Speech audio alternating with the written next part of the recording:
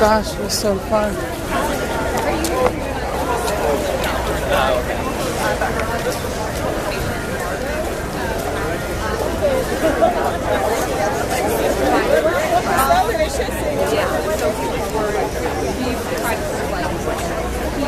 Yes. And as I wrote it, so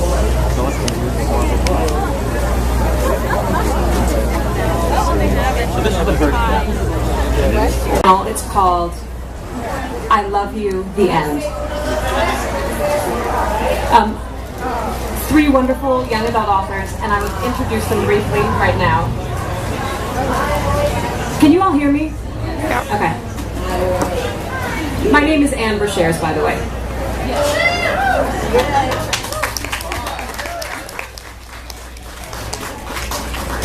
Thank you. Bennett Madison is the author of several books for young people, including The Blonde is a Joke and The Lulu Dark Mysteries. His most recent novel, September Girls, wonderful book, was a 2013 Tiptree Honor Selection and a nominee for the Andre Norton Award for Science Fiction and Fantasy. He lives in Brooklyn, New York. You can visit him online at bennett-madison.com. Somebody stole the version without a dash. So you hate that. Problem. Jenny Han is the New York Times best-selling author of the Samurai Turned Pretty series, Shove, the Burn for Burn trilogy, co-written with Siobhan Vivian, and To All the Boys I've Loved Before, and P.S. I Still Love You. She is also the author of the chapter book Clara Lee and the Apple Pie Dream. A former children's bookseller, she earned her MFA in creative writing at the New School. Author's website. For some reason this is not coming out on my printout. Will you? Oh, it's dearjennyhan.com. Did someone steal yours too?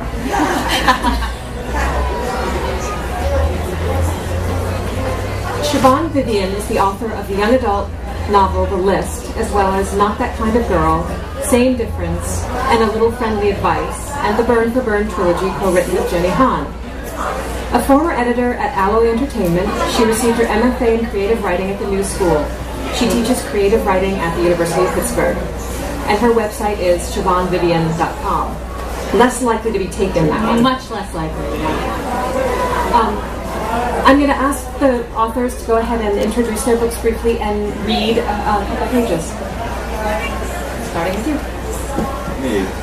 Sorry, it's always hard to work with these microphones without making jokes about erectile dysfunction. It's a book about a teenage boy, Sam, who goes to the beach with his loser father and his sort of asshole brother for a summer, right after their mom has just left the family. And at the beach, he encounters sort of mysterious tribe of young women who they work as checkout girls and hotel maids and waitresses, and they have a mysterious secret, which you can probably figure out what it is from reading the book jacket. So if you don't want spoilers, don't read the back of the book. 3/4 of the book is told from the perspective of Sam, who's the boy, and then the last quarter, or sort of interspersed sections, are told from the sort of group perspective of all these young women, sort of like a Greek chorus situation, but less boring, I hope. And I'm going to be reading actually from their section, mostly because it's short. You know, this panel's about love, I guess, right? It's about love. This is sort of about love, but I think it's about like a little bit of a different kind of love. So this chapter is actually also called September Girls, which is the title of the book as well. You should buy it.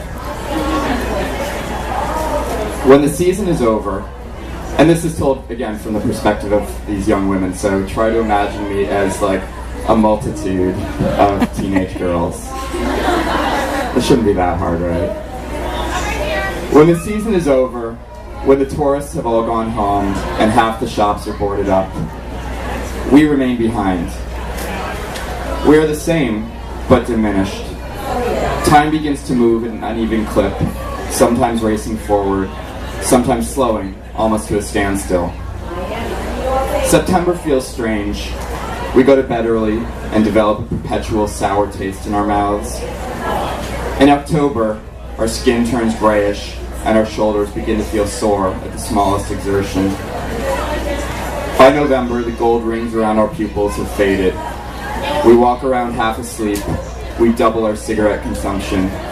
Our hair becomes limp and knotted. Now our knife is dull.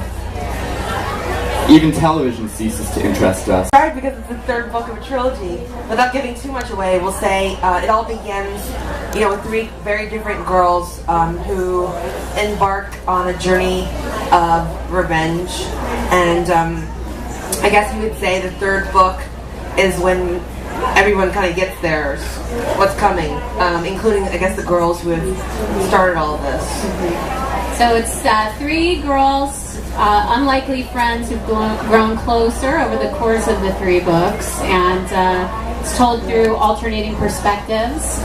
Mary, who is a young girl, she's very naive, and she was bullied really bad by a guy named Reeve in middle school, and now she's sort of come back to her hometown to kind of show him that he didn't break her. And then we have Lilia, a very beautiful girl who's sort of examining her friendships and realizing that people who she was close to weren't necessarily the most, great in terms of not the most great. She's got a lot of complicated relationships in terms of who to trust, and she's grown closer to the girls who she's doing the revenge schemes with, and has this other older group of friends, and her loyalties are a bit divided.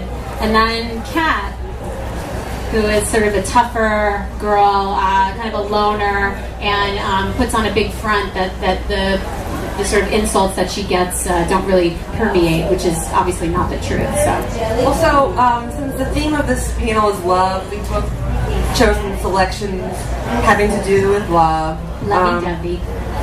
I will go first, and it kind of picks up during spring break, and it's from Lilia's perspective. All her friends have gone off on an amazing spring break trip without her, because she and this forbidden guy have been secretly seeing each other, and they've been kind of cast out of their group. So all they have is each other now. I've got my eyes closed when I feel someone picking me up. My eyes fly open and it's Reeve grinning at me.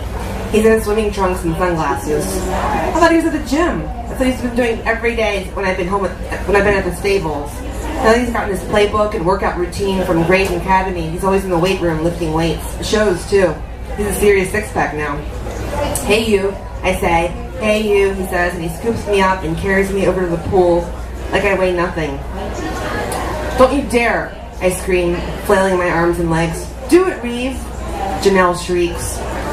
I'm serious, you better not, I warn him. Reeve winks at me. I won't, he says, and then he jumps into the water with me in his arms. We land with a big splash, and I'm still screaming with my arms tight around his neck.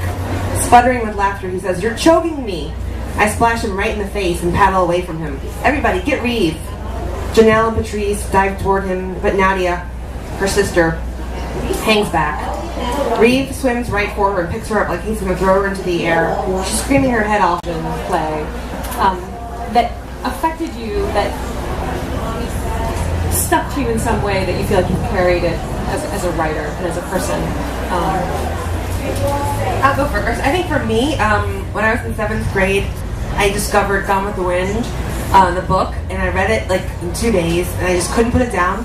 And it was one of those love stories, I think, that they had that back and forth, that kind of sizzle, between them, and it was just like they were very equal to each other, and I was very into that as a 12-year-old. It was really sexy, I thought. And then the end is so heartbreaking. I think something about that I was drawn to too, because it wasn't a happy ending, but you still felt hopeful. I mean, it's so and it suits what you're writing. They're madly in love and they're passionate, but they're cruel to each other too. Yeah, exactly.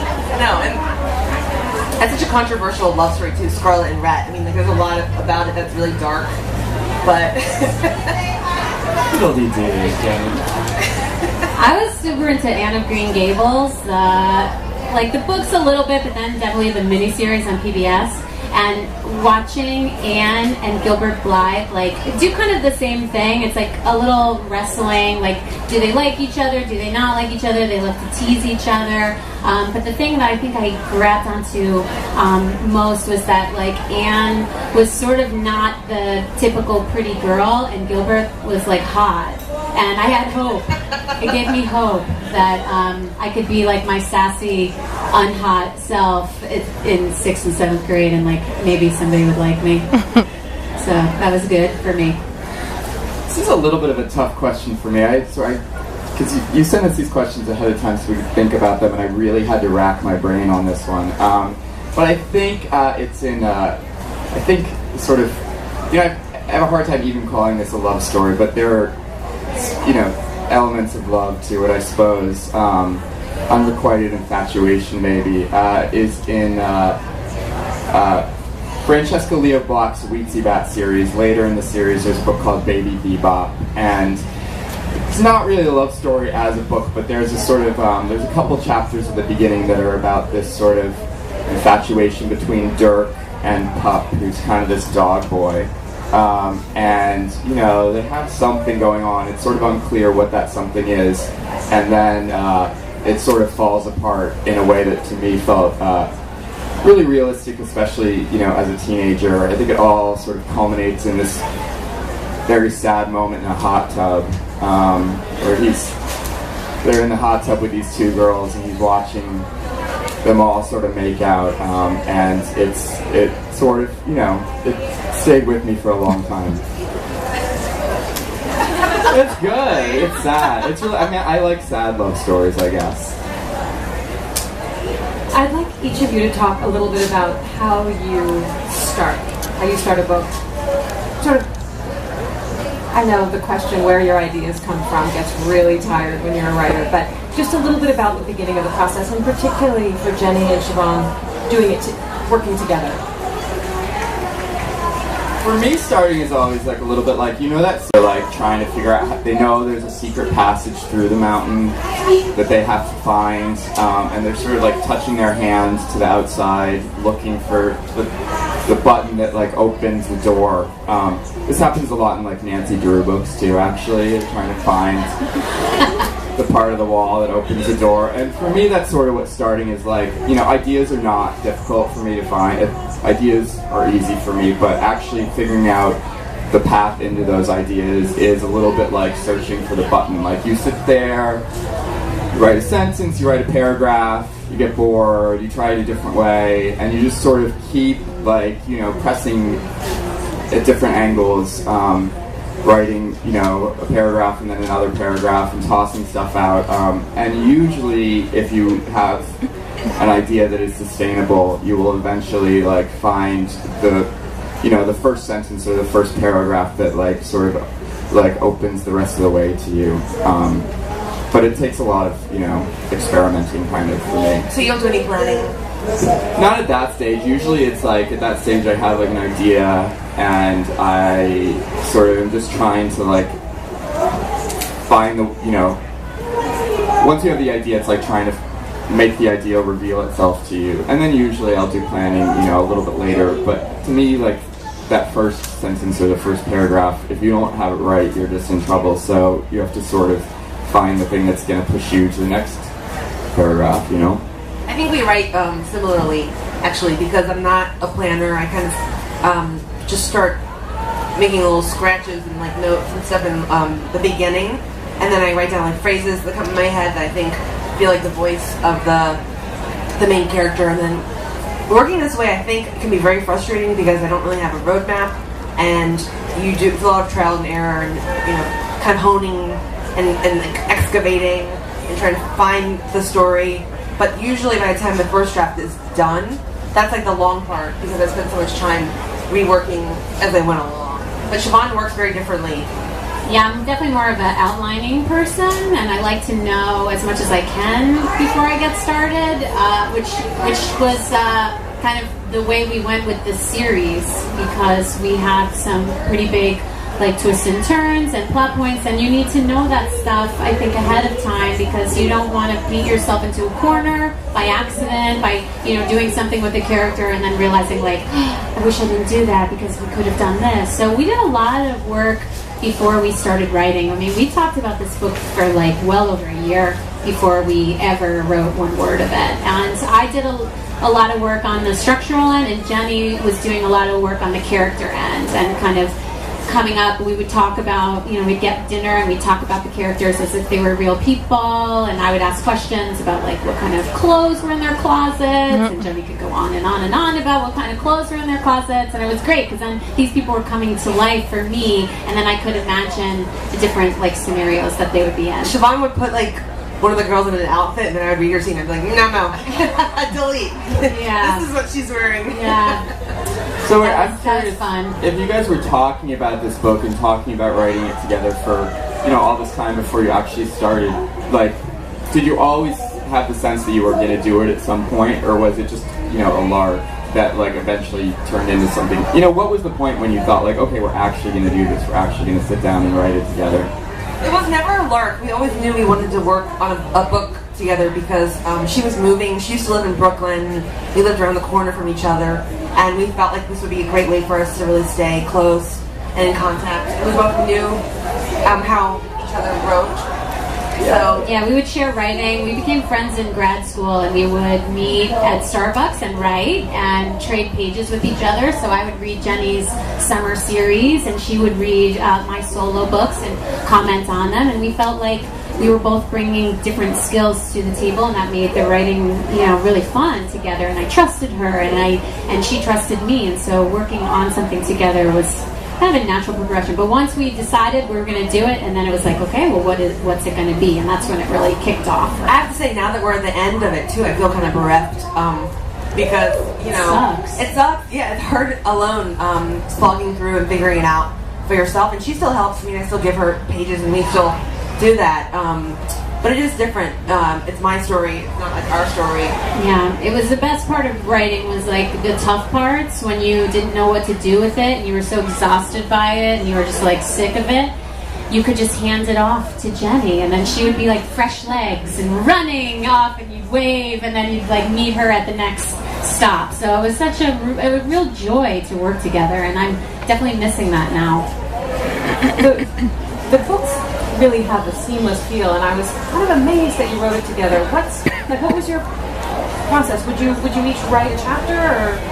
Initially, for the first book, we wrote a really heavily detailed outline. I think it was like 15 pages, and we split it up. There's 3 girls, but it's not an even split, so we just split it up by scenes because we both felt like we had to really have a firm handle on each of the girls because they show up in all of their scenes, and so we wrote that book very equally in terms of like who got what. Although I think I was a little more drawn to Lilia, and she was a little more drawn to Mary, and then Cat was kind of yeah, it was just a split. And then as we went to books 2 and 3, though, we had the good rhythm. So I did like the Lilias, she did the Marys, and we split.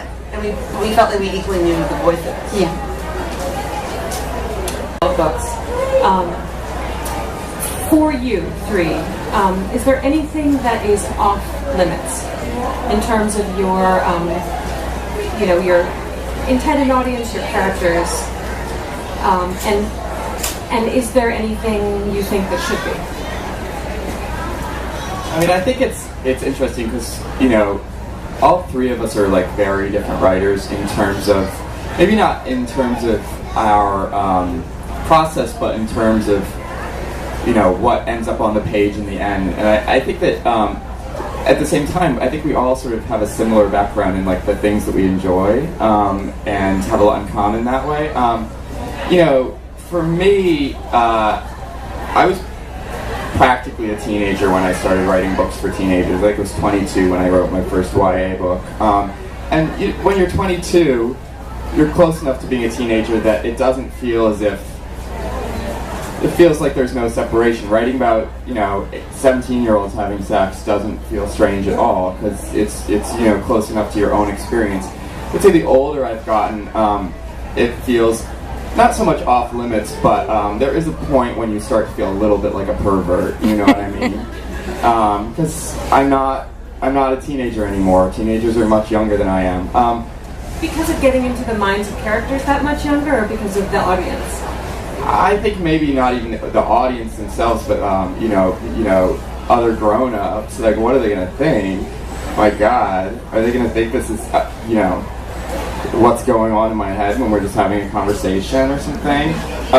But in terms of things being off limits, it's really important to me that nothing is really off limits, because you know, I think teenagers, like everyone else, deserve books that are really honest, and books that take themselves seriously. And I think if you're sitting there, like, sort of trying to,